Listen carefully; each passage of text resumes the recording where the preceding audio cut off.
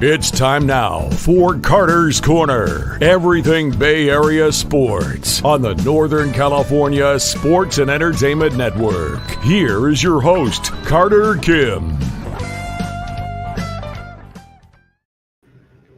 We back. Gentlemen, ladies, people of this internet, welcome back to Carter's Corner. I am Carter here on this channel talking to you from Northern Lights Sports and Entertainment about everything, basically, except for hockey, again, because I'm not great at that. But I'm going to be learning. I'm hoping I can have a good time doing that. But today, we have a lot going on. San Francisco 49ers, they play the Seahawks because, oh my gosh. Yep. And as you can see in my little line right here, please fire Nick Sorensen. Like, he's so bad. I don't trust the guy whatsoever. I mean, what he's been doing with this defense is crazy. Like, we're like one of the worst defenses in football, if I'm not mistaken. We allowed the 12th most points in football, and that's not good. So, yeah. But also, on a brighter note, we have games in the ALDS today between the Guardians, the Tigers, the Yankees, and the Royals. I'm thinking that those are going to be awesome games. There's also some NHL games that are going to happen later that I may watch. But yeah, it's going to be great. I think I actually want to break down some things first for the games between the Guardians and the Tigers, because that's going to be the most important game in my opinion, because right now the Guardians have their backs against the wall. They're in trouble right now. And if they don't win this thing, they're going to be in even more trouble. The season's over for them, and they're going to be going and staying in Cleveland. But going back home to Cleveland. But lineup today for Cleveland will be Stephen Kwan, Kyle Manzardo, Jose Ramirez, Josh Naylor, Lane Thomas, Brennan Jimenez, Bo Naylor, the catcher, and Rocchio. Yeah, that's not good, man. That's not great. I'm just keeping it real. I mean, that's a good lineup, but that offense stagnated a couple days yesterday versus the Tigers pitching staff, and that was very bad. I believe it's something like they have had 20-some innings where they haven't had a single run, except for the first game. I mean, and even in that first game, most of their runs came in the first inning, and then they only had 2 more. So it's been around like 20 innings since they've actually managed to score runs, which is something I talked about a lot on GiantSports.live and other places. Like, this offense will stagnate, and it will look really bad if it can't go. And the pitching staff can only do so much. That bullpen can only do so much. Plus, that bullpen is being pushed hard enough as is. You really need to give them help, and they can't do anything right now. And they're going up against they'll be going up against Reese Olson, the starting pitcher, who is actually a starting pitcher instead of one of their bullpen guys. I mean, from what I can tell, he's been doing very well this season, and he's been good in the postseason here. So maybe he'll go for a couple innings. I think Hinch is mostly just going to feel it out, see if he wants to go for him. Tara, I told you yesterday before the game, I did not like the idea of Cease pitching again. No, Dylan Cease is so bad. In the playoffs, he's been so bad. He's a 2-pitch guy. Basically, he's a 2-pitch guy. I mean, he has not been pitching well at all during these playoffs. Let me just check these. Sorry, let me just check something. Cease. Dylan Cease. All right, let me just get his pitches because he only pitches a 4-seamer and a slider well. I mean, yeah, I didn't like the idea of Dylan pitching again. The thing is, I like Cease as a player, but the problem is he's been serving up chocolate chip cookies this postseason. He can't locate his changeup. He can't locate his knuckle curve. Everything is just spattering other than his sweeper and his slider. And even then, his slider and his four seam are like really easily able to be hit. And he got shelled easily by the Dodgers because he was serving up cookies.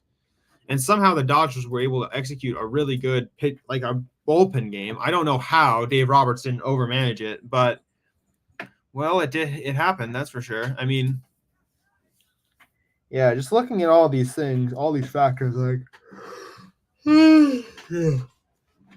it doesn't even matter who it is. When a starter's throwing after 3 days of rest ever worked, especially a guy who just got shelled, it made 0 sense. No, it totally doesn't make any sense. I mean, I think they would have been better off trying to just throw a bullpen game, if I'm being totally honest. They might have had David Peralta come out and eat innings. But not David Peralta. What is that dude's name for the Padres? I can't remember his name, but he was decent this season. But he wasn't good enough to be a starter, so they kicked him to the bullpen. But, yeah, I mean, he just did not look good. I don't trust Cease. I mean, he's not a bad pitcher, but the problem is when you have only 2 good pitches in your arsenal versus one of the better lineups in baseball, we have a problem. Oh, yeah, there you go, Perez. I mean, Perez, if I was Schilt, I would have done like a bullpen where we started the game with a couple different people and then have Perez go and eat the innings. Again, the problem is Perez's velocity. And they wanted to go higher velocity against him. But Cease had been shelled so badly by Mookie and Shohei, by Shohei in particular in the first game. So it really didn't make much sense to have him in here. Yeah, he's had a good year, but he walks a lot of people, and he gives up the barrel a lot, and he doesn't get a lot of ground balls. That's his biggest problem. And Dylan Cease is a very good strikeout guy, but the problem is with him is that he can't always get good contact and get people and induce ground balls. That's not necessarily the worst problem that you can have, but it's definitely something. But yeah, anyway, we're looking at the Guardians versus the Tigers tomorrow. If Ryan Olson has a good game and they get after Tanner Bibee, I think they can win. But Tanner Bibee also had a really good game earlier this series, so I give him credit. So I think that'll be a pitcher's duel. It'll be interesting to see how that goes. But then we have the Yankees and the Royals playing down in Kauffman, and it'll be Michael Wacha versus Garrett Cole. And Michael Wacha was owning on Aaron Judge this series, and he had been playing super well. So I'm thinking that Kansas City might win, and I think they're going to try and take it back to New York, see if they can win on the road. But that's, I think, my prediction. And let me just get the lineups for that game. We already know. And then let's actually talk about the Detroit Tigers lineup really quickly. The Detroit Tigers lineup will be Parker Meadows, Kerry Carpenter, Matt Vierling, Riley Green, Colton Keith, Spencer Torkelson, Zach McKinstry, Trey Sweeney, and Jay Rogers. A couple of them have ownership on Tanner Bibee. Carpenter, Vierling, Riley Green, Keith, and McKinstry all have a bit of ownership on Tanner Bibee. It's just really about trying to get it right now. I'm telling you right now, I don't have a good feeling about tomorrow either. I hate saying this, but I think LA advances to the NLCS. I don't think so, because both teams are fighting for their lives right now. You listen, the Dodgers could win, but I'm just keeping it real. Their record in elimination games is not great. And plus, who are they going to have pitch tomorrow? Because they do. I mean, it's possible what you're saying. Don't get me wrong, but tomorrow the Padres have Yu Darvish going for them, and Yu Darvish was owning on the Dodgers earlier this series, despite his ups and downs in the postseason. But yeah, I believe the Cleveland game's actually beginning right now. But I wanted to talk about something else before we get started. The San Francisco 49ers need to win this next game versus the Seattle Seahawks, or we're in trouble. And I mean that sincerely. If we do not win that game, we are in trouble. And we should not even be thinking about contending this year, because we are so injured, it's not even funny. But hey, that doesn't matter right now. I mean, well, it does matter, because later tonight I'm probably going to watch the game. But yeah, this is going to be one of those days, isn't it? Where the baseball might be a little stagnant. But yeah, let me just get the game up for between the Guardians and the Tigers. I mean, I'm wondering how well Olsen does today, because that dude, as of late, Olsen has been really good. Let me just get the setup.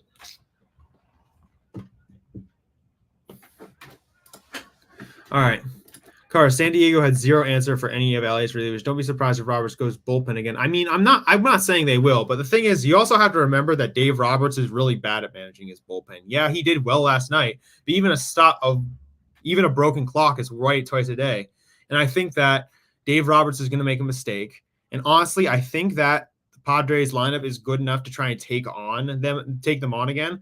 Again, I'm not saying that they're definitely going to win. I'm just saying that the possibility that Los Angeles is going to win I think that there's good odds for it, but I really don't think that the Padres lineup is just suddenly going to go stagnant again. I think this was just a one-off game. Other than this game, the lineup has been really good for them. All those things considered, I think that they can't. I don't think Roberts can go to a bullpen game again either, because that bullpen is going to be really taxed after the last 2 games where he's required a lot from them. And if it all goes wrong, I'm willing to bet on something crazy happening. But we'll see, really, because it's going to be interesting. But right now we have the Guardians versus Detroit. That'll be interesting right now. But let's talk about the Yankees versus Kansas City. I mean, Kansas City currently has let's talk about the Yankees. Gleyber Torres, Juan Soto, Aaron Judge, Austin Wells, Giancarlo Stanton, Chisholm, Volpe, Verdugo, and Birdie. I mean, I'll say this. Giancarlo Stanton has done well this postseason. He hasn't been the best, but he's certainly been better than last year, and I actually think he's okay. He's been doing okay as of late. Soto, I don't know what him and Judge are doing exactly, but Aaron Judge's career record versus Michael Wacha is 1 for 20 with 12 strikeouts. That's a lot. That's very impressive in my opinion. I really, really think we should talk about that, but Michael Wacha has been absolutely great. For Kansas City, they have Michael Massey, Bobby Witt Jr., Vinny Pasquantino, Salvador Perez, Yoli Gurriel, Melendez, Tommy Pham, Kyle Isbell, and Michael Garcia. So there's something interesting there. I think that this Bobby and Vinny have been really bad these past few games. That's something I've been very surprised about. They have not been great. Bobby has been great this entire year. It's just this postseason in particular. He had that good series versus the O's, but now he's just kind of been blah, if I'm being honest, if not bad. But we'll have to see. I think that Bobby will recover. He'll do better. Yeah. LA executed perfectly. Defensive shift that pulled side and pitched inside. And guess what? It worked all day yesterday. San Diego better fix their plate approach tomorrow or they don't stand a chance. I think they will. I mean, listen, San Diego has come this far. I don't think they're just going to suddenly just fall apart in the clutch versus the Dodgers. The Dodgers, they are more known for that than the Padres. I think the Padres, Schultz leading them, and I think Schultz is a much better manager than Dave Roberts. I don't think he expected Roberts to manage his bullpen as well as he did. As right now, we have 2 men on base for the Guardians. But yeah, I really just don't think that. I think that tomorrow's going to be a good game, though. I'm not really. Oh, and Jose Ramirez shoots it into the gap in right field, and it's foul. Oof. Good contact. Reese Olson has not been doing well so far. He has not gotten a single out. He's allowed 2 hits as well. All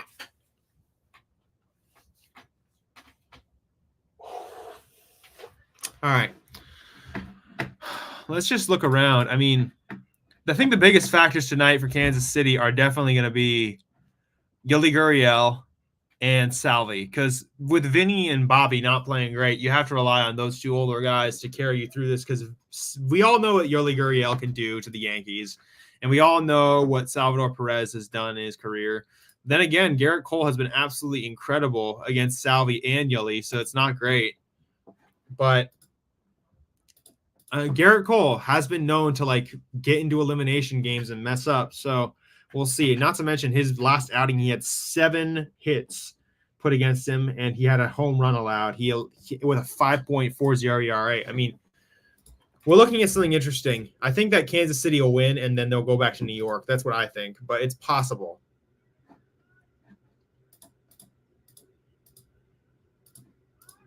All right. I think I might as well start doing a little commentary on the game. Pop up into the field. Riley Green fields it. It is 1 down in the bottom of the first, or top of the first. 2 men left on base, first and second. This series, they have been 1 for 20 with runners in scoring position. This is according to the broadcast, but 1 for 20 with runners in scoring position. The one thing I think I was pretty accurate about when I was talking about these games was that I think one of the things that I was most accurate about specifically for these games was that I thought that Cleveland's offense was going to stagnate. And if that happened, it would be a really big issue for them. And I have been slightly right so far. I mean, looking at how Cleveland's been hitting, they've been abysmal, to say the least. They have not been able to deliver in the clutch. As far as I can tell, that's not going to change. So, well, maybe, you never know. But at this point, I'm really, really concerned about how they're going to do in this game.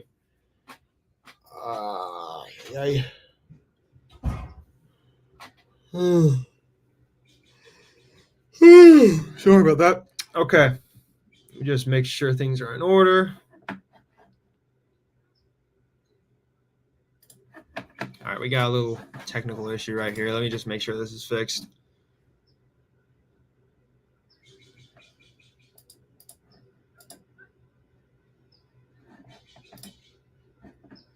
All right, sorry. Just get this fixed. And nope.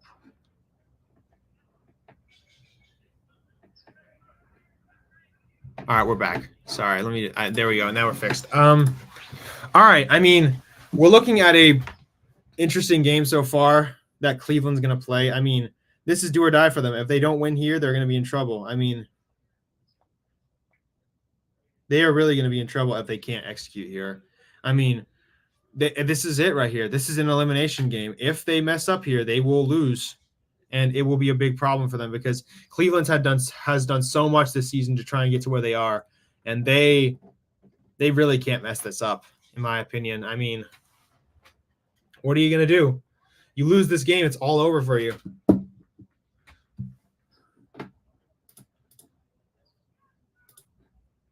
Lane Thomas is up at the plate. Top of the first. 2 men on the corners. Reese Olson trying to keep himself in the cool. Olson pitches. And it's a shot into the gap. It's a base hit, and they'll bring 1 run home. Stephen Kwan. Good situational hitting from Lane Thomas. Gives them the lead as of right now. I'm trying to remember what I was going to say. But yeah, then on Friday, you know what? Let's talk about Friday because Johnny seems inclined to talk about it. I mean, the Padres versus the Dodgers. I mean, I really don't think the Dodgers have what it takes. I'm just keeping it real. They don't. Everyone's seen the situation before. They've had elimination games. They've had situations like that. They haven't executed ever. And I know that LA executed yesterday perfectly, but I think that was more of a one-off thing. I think that tomorrow it may be a bullpen game again, but also Dave Roberts can't do that twice in 2 days. I mean, the bullpen's taxed, and yeah, they have a day off today, but the problem is, like, you can't keep risking your bullpen arms or they're going to get really fatigued or even injured, and they're going to have to put a starting pitcher out there. Who that'll be, I don't think it'll be Yamamoto because they're afraid of that. If they put Yamamoto out there, they will get shelled, and it will look easy to win. I mean, we'll see what happens there, but I'm willing to bet it all goes wrong for them if that happens.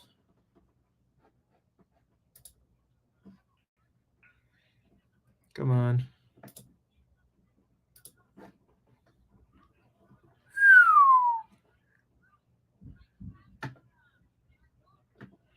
Drew Rasmussen. All right. Well, all right. I mean, Will Brennan up at the plate for the Guardians.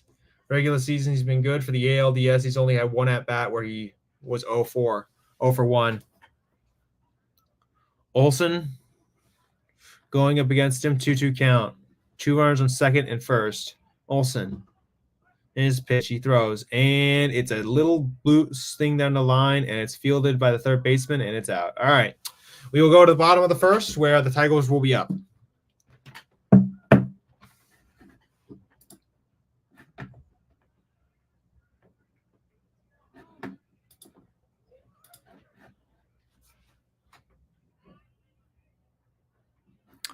All right. Let's see. One of the things that's going to happen later today at 5:15 will be the game between the San Francisco 49ers and Seattle Seahawks. I mean, I am very I'm unconfident to say the least because I am of the belief that this team right now, the 49ers, really needs a new defensive coordinator. If we do not get rid of not Robert Saleh, but if we don't get rid of Nick Sorensen, we're going to be in trouble. I really, really want to see Robert Saleh become the defensive coordinator again, because at this point we need a good defensive coordinator. The defense for us has been awful. I don't think we're good enough anymore. And unless we have this crazy turnaround like sometimes we do, we have to get back in it, and we can't keep playing this way. At this point, I would be more inclined to say that we can win because their defense hasn't been great either, but we'll see about the Seahawks. I mean, it's going to be interesting. Let me actually get their stats really quick. Why not? What is their points against looking like? Yeah, they're 17th. Passing yards is good for them, but they don't have a rush, so maybe we can stop them there. It'll be interesting to see how that goes. Get fired up. I'm trying, man. I'm really trying, D-Shot. I'm trying. Waiting for the game to resume over in Detroit. I mean, but you know what I actually want to talk about? The New York Mets.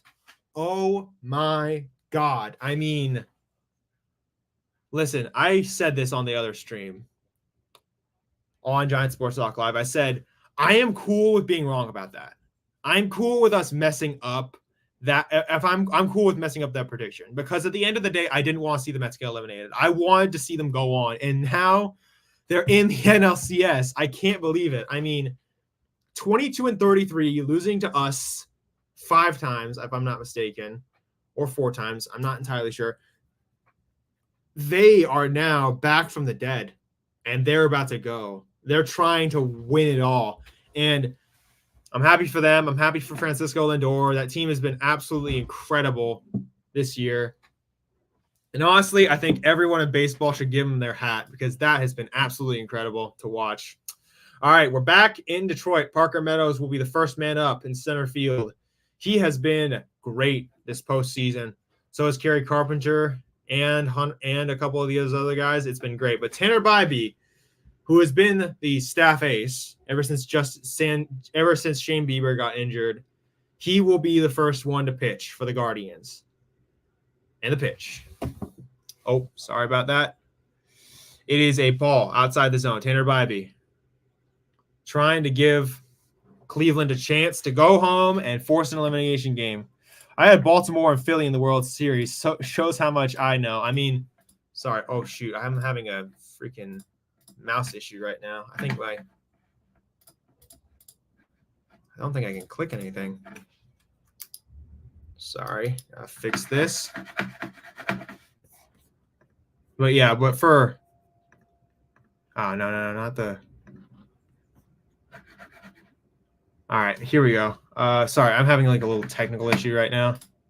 But yeah, I mean, it would be damn funny, D-Shot, if the Mets and the Royals went to the World Series. That would be really funny. I'm just keeping that real. If you picked the Phillies and Baltimore and then the Mets and the Royals made the World Series, that would be absolutely hilarious. I don't think that's going to be the case because I think that the Royals might get beat whoever goes to the ALCS, but it's certainly possible, especially if the Yankees mess it up. But let's see. And it's a shot into left. It is a little blooper, and it's going to fall. And that will be a man on second. It will be a man on second already. Great play from that Carpenter or Meadows? That's Parker Meadows. Yep, there you go. Parker Meadows. Great play. And, yeah, the Tigers are already in scoring position to get back with Cleveland. And they don't have a force out either since it's on second base. There's going to be a problem there because, yeah, even if they would have to strike out 3. And the problem is Bybee's pitch count's now going to be all out of whack. All right. Let me just make sure this camera angle's good. Yeah, there we go. All right. Tanner Bybee pitches to whoever the hell this guy is. I'm sorry. There's so many random players on the Tigers. It's not even funny. It's Kerry Carpenter. Sorry. Kerry Carpenter.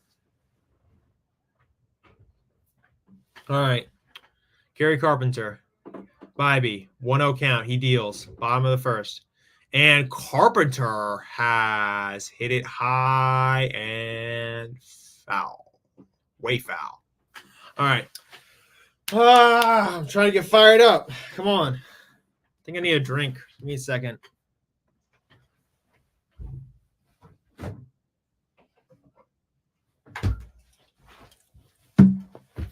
All right, there we go. Get one of these. Because why not?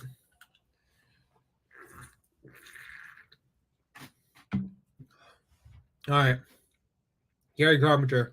It's a high pop-up, and I think it's going behind the screen. Bo Naylor tries to get it, but it goes behind the screen. All right. All right, here we go. Tanner Bybee, 1-2 count, bottom of the first. Against Gary Carpenter with a man on second. Jesus.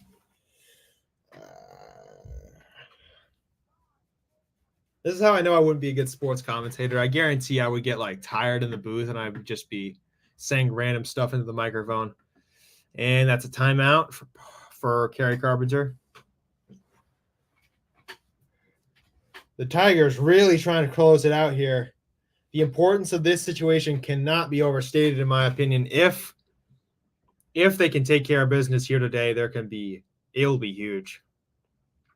Tanner Bybee, 1-2 count, man on second. He deals, and it's a high fastball with a little ride.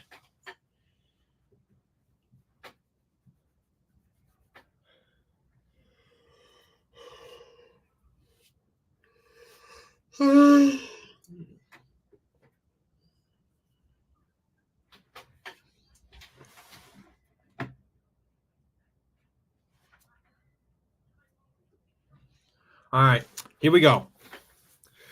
Okay, Tanner Bybee.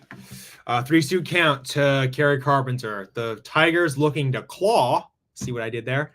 Claw against the Guardians. Carpenter. Tanner Bybee disengages once on the mound. That'll leave him one more. I mean, that dude Celebrini. I mean, from what I hear from Glenn and a lot of other people, he's supposed to be really good.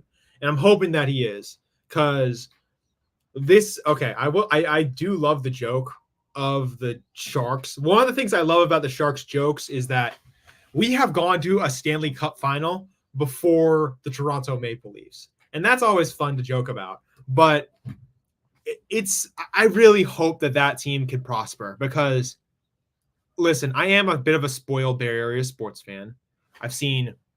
Let me just get my head around. I've seen these guys win. I've seen these guys win. I've not seen them win. But I really think if things can go right for the Sharks, they can start rebuilding. And Celebrini is going to be that first guy. Celebrini, the prospect, the young gun, trying to make a name for himself. I mean, does anyone know how he did in the first game or in the preseason games? Because I didn't watch a lot of those, or I didn't watch any of those actually, because I've been covering this. I would just like to know how he's doing, because I'm interested in him as a player. I'm interested in the Sharks in general, and I'm gonna try and watch it tonight. I might actually watch it later tonight, whatever time it is. It's gonna be on at 7:30, so that's perfect actually. But here we go. Bybee, 13 pitches in, 1-0 count to Riley Green. Riley Green looking to drive in the run at second, and he takes a great take. 2-0 count. But yeah, D-Shot, I am interested to see how he does. Celebrini, I think there's just something that's so interesting about the dynamics of hockey and how teams are built in comparison to baseball, which is in comparison to baseball, to football, to basketball. It's just so much more interesting, in my opinion, how it all works. But Bybee has caused Riley Green to pop out too. Bybee is actually holding strong, which is impressive after a leadoff hit. But yeah, the Tigers, if they win today, they will go on to the ALCS. But Cleveland is trying to take it back home to Progressive Field and give themselves a chance to win. Oh, wait, no, Riley Green's the fourth hitter. I always got that all wrong. I'm so sorry. Riley Green is the fourth hole hitter. My bad. Not Veerling. Fastball with some ride. Up and away. Riley Green makes another good take. Man. Yeah. All right. But I do want to give a little bit of praise to another team right now, and that is the New York Mets. I mean, keep it real. No one in the damn world gave them a shot to win anything.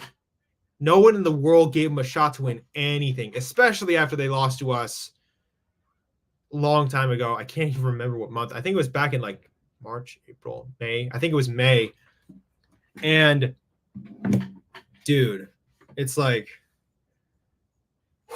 now they're here. They're in the NLCS. I don't think anybody believed in them this year. This year, they were supposed to be punting to 2025, and they were going to sell at the deadline to give people some good pitchers. And I thought that's what they were going to do, and bring up, Acuna and all these younger players. I thought that was going to be the plan, but it ended up being something else, man. It's something else out there. I mean, they have completely changed the philosophy of how they're doing players, and they just kept winning. And you can't argue with winning. And look at where they are. They're in the NLCS. They have a chance to go to the World Series. And you know what's even funnier nowadays? Just speaking of all that, it's like they managed to upset a giant like the Philadelphia Phillies, and that's so impressive. And honestly, to be fair, the loss of this series is partly on the Phillies. Bryce Harper and Zach Wheeler deserve better after how well they played. I mean, Zach Wheeler lit up the world on fire in the first game. The Phillies failed him, especially, the bullpen in particular. And that's the thing. Like, I talked about this with Johnny and all these other guys. Like, this isn't Rob Thompson's fault. Like, he's putting his better relievers on the mound. Yes, the Carlos Estevez thing was a little weird, but he's also putting a reliable pitcher. We know he can do what he does. Even though he's a closer, he should be able to slot into relief and help him. But instead, it's like, what happened, man? Like, Rob Thompson, I don't really blame him for a lot of the things that happened here today. Yeah, I get it. Bullpen did end up being an issue, but it's not his fault. Exactly. The Hoffman blew it. Yeah, here's the thing. It's like all of the individuals in that bullpen were the guys who messed up. Strom, Hoffman, a lot of these other guys, they really just kept messing up the lead or giving up a lead. Like, I can't really explain it other than like the bullpen blew it. Starting pitching wasn't the best. The only guy who was really, really there was Zach Wheeler, and Bryce Harper and Nick Castellanos were the only guys in the lineup that were actually performing admirably. I mean, it just stagnated and everything went wrong. I mean, I think everybody had the Phillies except for Mets fans. I think everybody in the world said the Philadelphia Phillies are going to win. Do you know what Phillies bullpen ERA was this series? I actually kind of want to know that. I'm going to go check out. Let me just check. I really want to know because this has been a freaking disastrous one. I mean, team pitching. I mean, sorry, but I really want to know because they were horrible. Let me just get their postseason numbers. Their batting. There we go. I'm checking it was over 12. I really got to know this. Yeah, I believe you, Johnny, but I got to see this. Oh my God. Jeff Hoffman, Alvarado, Tanner Banks, Carlos Estevez. Estevez was the least bad. Aaron Nola didn't have a great one either. Kerkering didn't even have that many earned runs. Matt Strom was terrible. I mean, okay, I want to say it's the record. Zach Wheeler, you deserve so much better. Like, Zach Wheeler, after that first game, deserves so much better. I mean, Bryce Harper deserved better too. I mean, that entire Phillies lineup was also bad except for him and Castellanos. And yeah, that bullpen ERA of over 12 is horrifying. For a team that had been so good in the regular season in terms of ERA, that bullpen used to be like really damn good. Like, let me just get the bullpen ERA really quick. Like, from the regular season, like, let's just look at the I'm looking at the bullpen ERA right now. Looking at the bullpen ERA, we have 2.7, 2.17, 2.29, 1.87, and 3.71. I mean, like, those are all, like, those are, okay, only one of them is a little mediocre, and that's not great, but it's like, that's horrible. Over 12? Like, seriously, Matt Strahm. Like, seriously, what the hell happened, Matt? Jeff Hoffman, what the hell were you doing? Jose Alvarado was only in for one game. He was so bad. Orion Kierkegaard also gave up a couple of crucial runs. I mean, like, I'm sorry, but that's not just on the hitters either, or a starting pitcher. I mean, yeah, Nola didn't pitch great, obviously. Sanchez was a little shaky. And then Ranger Suarez only went for like a couple innings. But keep it real. Like, that's not their fault. They are not the main reason why they lost. Their bullpen just exploded. I don't know what the hell happened, especially to Matt Strahm and Hoffman in particular. Like, I was watching them play. I felt like I was watching a completely different Phillies team. I was like, did Craig Kimbrell suddenly get rehired by the Phillies? I mean, that's hilariously brutal, man. I'm sorry, but that is the lineup's fault partly for not hitting well, but it's also, but most of all, like, if you can't keep your lead, then that's a problem. I mean, these were relievers in the regular season that people saw as shutdown. They were like, oh yeah, that guy's totally going to keep this inning under his control. Strahm, they were like, yeah, he can keep this under control. Hoffman, other guys, they were like, yeah, this is under their control. And they just flopped. They flopped badly. Like, I'm in disbelief. I am in disbelief about how bad they've done. I mean, like, that's just unbelievable, man. Like, how do you let that happen to you? Over 12 ERA, that's psychotic. You cannot be letting that get away from you. Not okay. Just not okay. But yeah, Phillies, sorry, you're a disgrace to baseball. That I'm just keeping it real. Phillies, you're a disgrace to baseball. You had an opportunity to go back. I thought that you were a team of destiny. I was wrong. Correction, it was a 11.37 ERA, but that was the fifth highest ERA by any bullpen in a series in postseason history. The fifth highest. That's a record. The fifth highest bullpen ERA. The fifth highest bullpen ERA. I mean, that's so impossible to me. Like, the fifth. That's a psychotic. Like, you cannot be letting that get away from you. If you are a serious team, you cannot let it get away from you like that. And this isn't like, oh yeah, this is a scrub bullpen that was doing badly throughout the season. No, this was some of the three really quality arms. Kierkegaard, Hoffman, and Strahm are all quality people. Estevez is a quality player, and he didn't play well either. Like, you just saw, it was disaster. Like, at the end of the day, what the difference between them and the Mets was is that the Mets executed. They executed when they had to, and they made the right decisions. I mean, that bullpen looked better than them. I mean, like, seriously, what was the Mets bullpen ERA? I actually should look that up. Now I'm going to go get my stats too, because I really want to know this too. I mean, division series, New York Mets pitching. I mean, let's take a look. The only guy that was shaky was Edwin Diaz. Tyler McGill and Maton weren't exactly strong, but looking at like all these other guys, like, it's like a complete polar opposite. I mean, it used to be that the Phillies would have a really good bullpen in the regular season. And I mean, like, it used to be that the Mets had the bad bullpen in the regular season, but now their bullpen's good. Good regular season bullpen, now bad for the Phillies. Bryce Harper is cursed to never win a World Series ring. I'm all for it since he didn't want to sign with the Giants. I mean, yeah. Then again, we can say that about pretty much every player that never signed with us. But I like Harp, but it's just unlucky in my opinion. I mean, he played great in that series.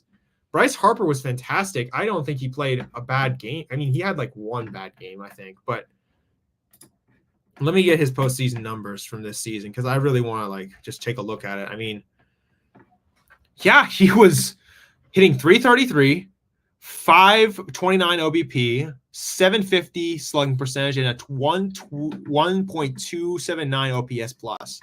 OPS, sorry, not OPS plus, but seriously, like he played it well. Him, Zach Wheeler played well. I mean, I'm just keeping it real, man. You let your guy down.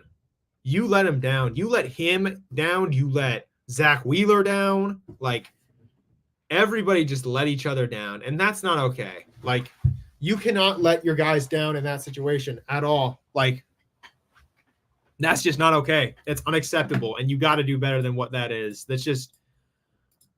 That's not okay, man. Like, you cannot, like, seriously let that happen. Like, I mean, come on. Didn't the Nationals win the World Series a year after he left? Yeah, they did. But that's not because he did anything to help them win or lose. Yeah. I mean, but the thing is about Harper is that he's actually a really good playoff performer. It's just he can't, but something else goes wrong almost all the time for him. Yeah, I feel the worst for Zach Wheeler. Dude deserves so much better. I mean, Zach Wheeler is a fantastic freaking player. Like, I think that he had one of the best postseason performances of the year. He kept the Mets quiet, even though they had moments. It was really good for him. He went 7 innings on a shut piece. He kept them quiet. They just didn't deliver, man. Everything went wrong. He's cursed. Listen, Bryce Harper, it's not his fault that his team is losing World Series, all right? I mean, yeah, whatever. I don't think that it's his fault that his team's losing World Series. There are just always circumstances that are out of his control. I mean, almost every single time he's lost a World Series has been because of some other external factor. I mean, his run in 2022 to the World Series was fantastic. He played great the entire time. He was great. And he was great this year, too, against the Mets. But you just can't understand. It's not just him. Oh, sorry. Well, I'm not saying that about you, D-Shot, but I'm saying, like, you can't understand why the heck this keeps happening to him. Why it keeps happening to him? Because just some external factors. Craig Kimbrell last year. This year, it was the bullpen of Strahm and Hoffman exploding after being reliable all season. In 2016 against the Cubs, like, they kept the starting pitching got iffy with Scherzer and a couple other guys. I mean, he's a really good playoff performer. I mean, if you look at the dude's career, he is a great playoff performer. I mean, let's just take a look really quick. I mean, let's just take a look. His average career in baseball, his postseason stuff is this is for his entire postseasons. He is a 280 batting average in postseasons with a 394 OBP. He has a 622 slugging percentage and a 1.016 OPS. And he's just fantastic at it. He doesn't strike out much either for the number of at-bats that he's had. I mean, he has been fantastic. It wasn't his fault that they lost. He played really damn good. It's just some things just did not go his way, just simply put. I mean, yeah. And Castellanos as well. That's another thing. Nick Castellanos also deserves better. I mean, he played great too. They knocked in runs. He had to walk off at the bank. I mean, this feels like what the Phillies did to the Braves last year. I mean, the opposing team wins game 1 by a miracle.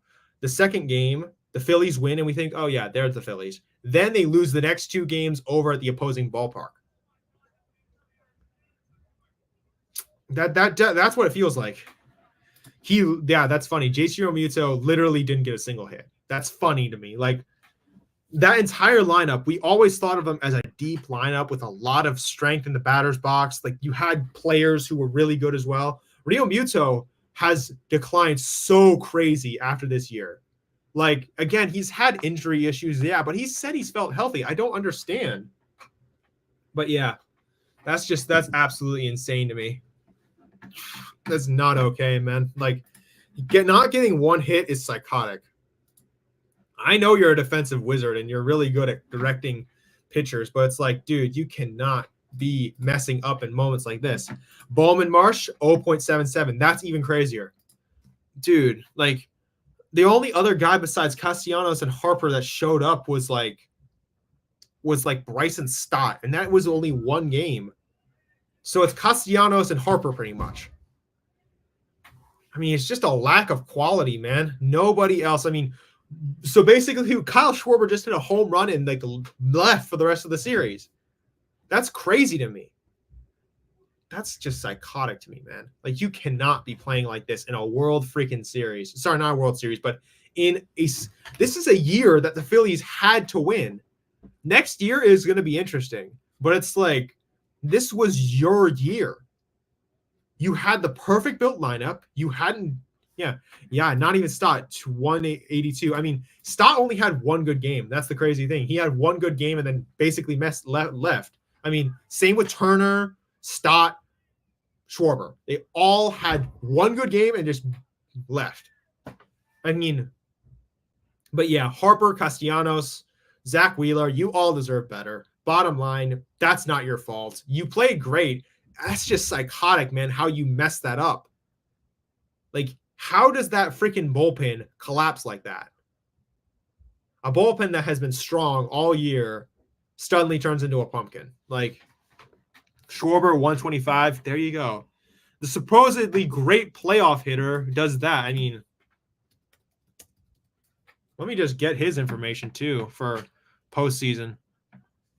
I mean, we've seen Schwarber have good days. He had great ones in the NLCS.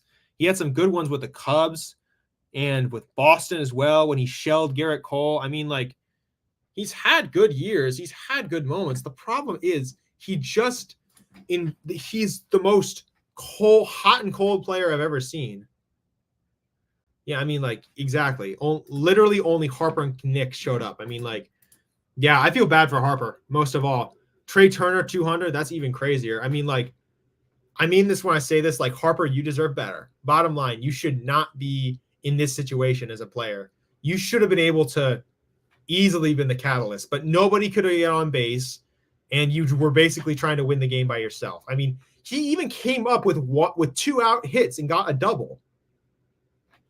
Like, what do you say to Harper, man? Like, we're sorry, dude. We just let you down. Like, come on. That's just crazy to me, man. Like, you cannot be letting this get away from you like that.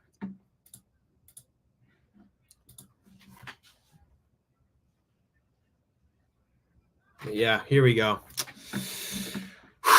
Man, but I do want to commend the Mets, though. I do really want to commend how the Mets played. I mean, Sean Manaea, Jose Iglesias. Sorry, not Jose Iglesias, but, like, Jose Quintana, along with guys like, you know, Peterson, who's turning into freaking Mass and Bumgarner coming out of the bullpen, like, along with other guys like Lindor, obviously, Pete Alonso, other people that have played super well. Like, all of these guys, in my opinion, they deserve so much credit for how well they've done. It's not just that the Phillies imploded on themselves. It's that the Mets just outright played better. Like, the Mets really played better.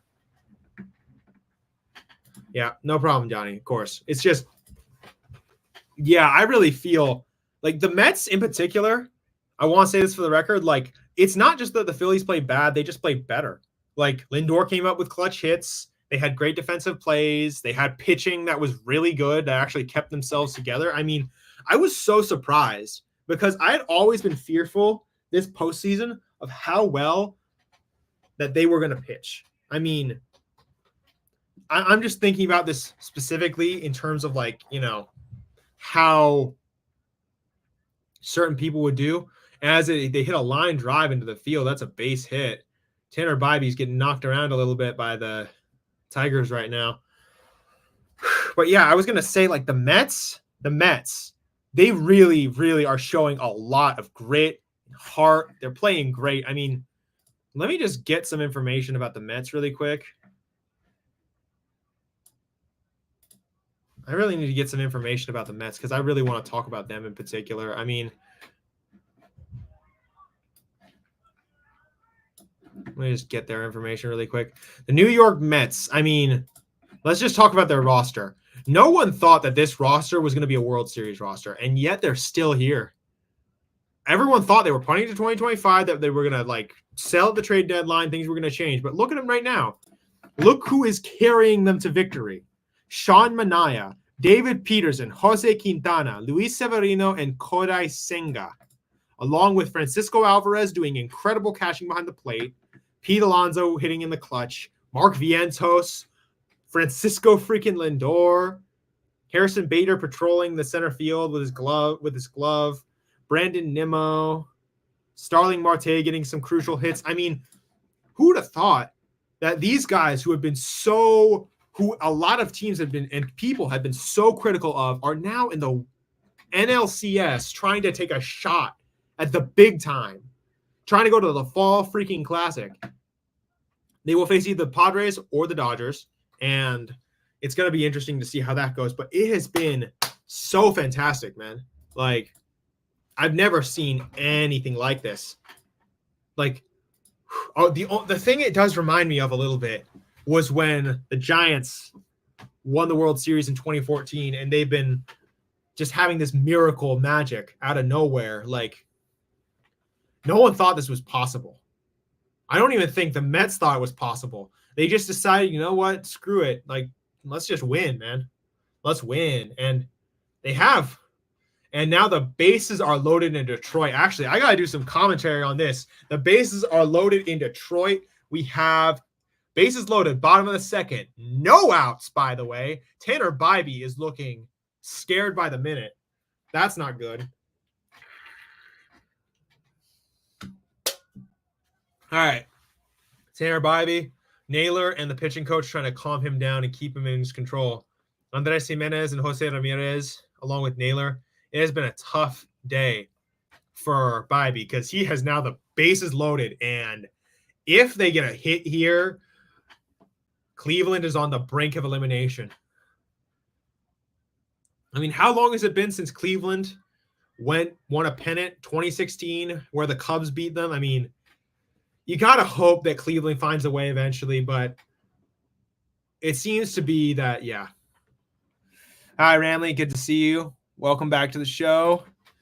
Oh, my gosh. I mean, right now we have some intensity over in Detroit. Bases loaded. Bottom of the second. No outs. Tanner Bybee trying to keep himself under control.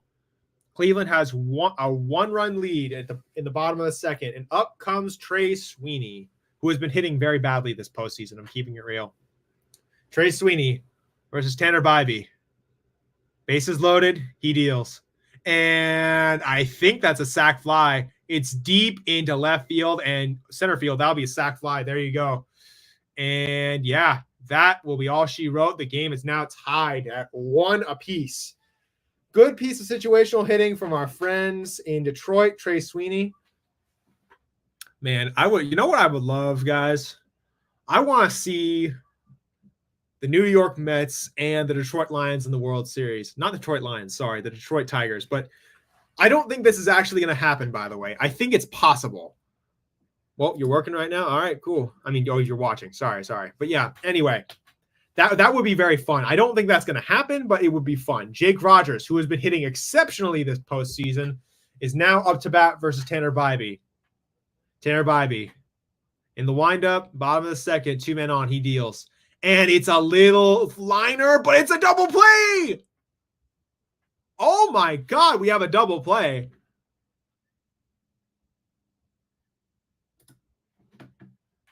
Oh. A dingo ate your bite. Okay, that's... okay, D-Shot. That's a good one, actually. But Bybee gets a little lucky there with a one-out double play. A liner to the shortstop, and then the shortstop eats it up and throws it to second base for Jimenez. That is just that's just unlucky in my opinion for the Detroit Tigers. But now, hey, the game is tied and we have a little bit of drama to go along with this game. I mean, geez, man, we are looking at something else. Here we go. I mean, that is just incredible. here we go, man. Like, this is just a tough one. And if we don't win tonight up in Seattle, I'm going to lose my mind. There's no way. Like, we are such a bad team. It's not even funny. Like, we're so bad, and I'm pissed because if we don't get rid of Nick Sorensen, I am not watching football for the rest of the season. No way. Because I know the offense will do well, but the thing is, like, it's just such a bad issue. Like, if this team is continuously doing what it's doing on defense, wasting Nick Bosa and Fred Warner, and just relying on splash plays to win us games, we're no better than the Dallas freaking Cowboys.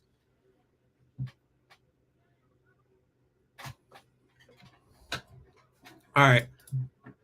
I'm hoping for a 0-0 tie. Very funny.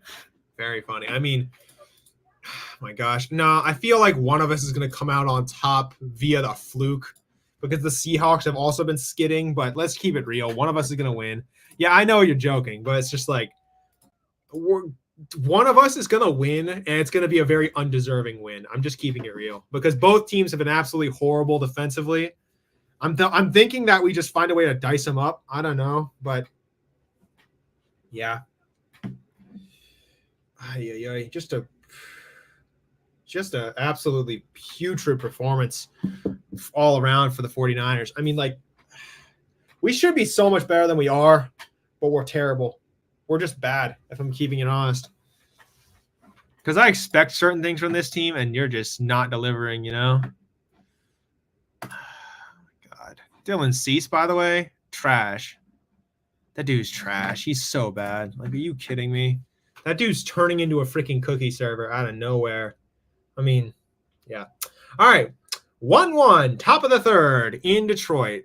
All right, I have like 3 minutes, and then I have to actually go to a class. So, you know, I'm still watching. The umpiring has actually been surprisingly good this game.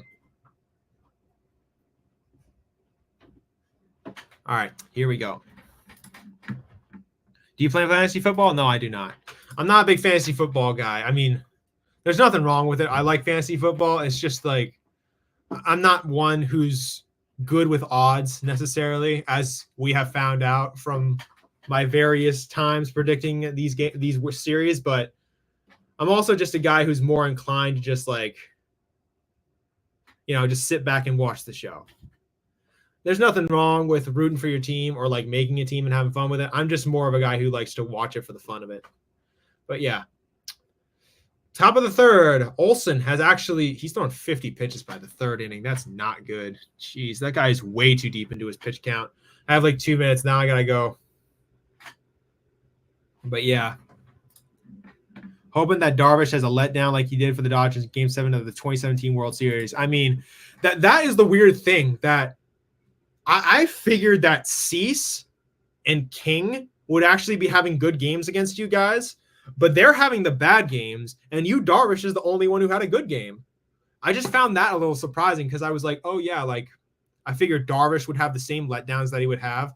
But he's had his ups and downs in the postseason, I guess. I don't know. But, yeah, the 2017, that seventh game was really bad. The U series. But, yeah, that was just Darvish, it's just surprising. Like, this is how I know baseball is such a bizarre sport because suddenly, like, one day you're the worst pitcher in baseball, and then suddenly you're the best. One day you're the best hitter in baseball, then you're terrible. It's just bizarre, in my opinion, because Darvish has had so many struggles in the postseason, but this year he has been fantastic. Like, nothing but the best from him. I mean, he's been great. And we'll see how it continues to go versus the Dodgers, but I think he'll have a okay game. I mean, he's done well against Shohei in particular. I know Darvish deals when he faces the Dodgers for some odd reason. Oh, okay. I mean, there you go. I mean, yeah, that is weird. I mean, Darvish is a good player. I'm not going to fault him for like whatever and say, oh, he's terrible. No, he's not a bad player. It's just he has his woes. And the best pitchers are always able to overcome adversity. And there are just some pitchers who can't, you know? But yeah. And, oh, that's a line drive into the field. All right. I got to go because I have class in a little bit, but thank you guys for coming around. Ramley, Johnny, D-Shot, all the guys. Good seeing y'all. Thanks for coming around. I really appreciate you guys for just coming around, listening to me talk. Thank you for going over to Eric and Glenn's shows, just listening to them talk as well. Will be everybody else here at Northern Lights Entertainment, Sports and Entertainment. Just if you care to, keep watching. Appreciate it, Ramley, and appreciate all you guys. I have fun with this, so hopefully you guys will give me the opportunity to keep doing it. All right, y'all. It's been good talking with you. See you later. You've been watching the Northern California Sports and Entertainment Network, a Northern Lights Entertainment broadcasting station.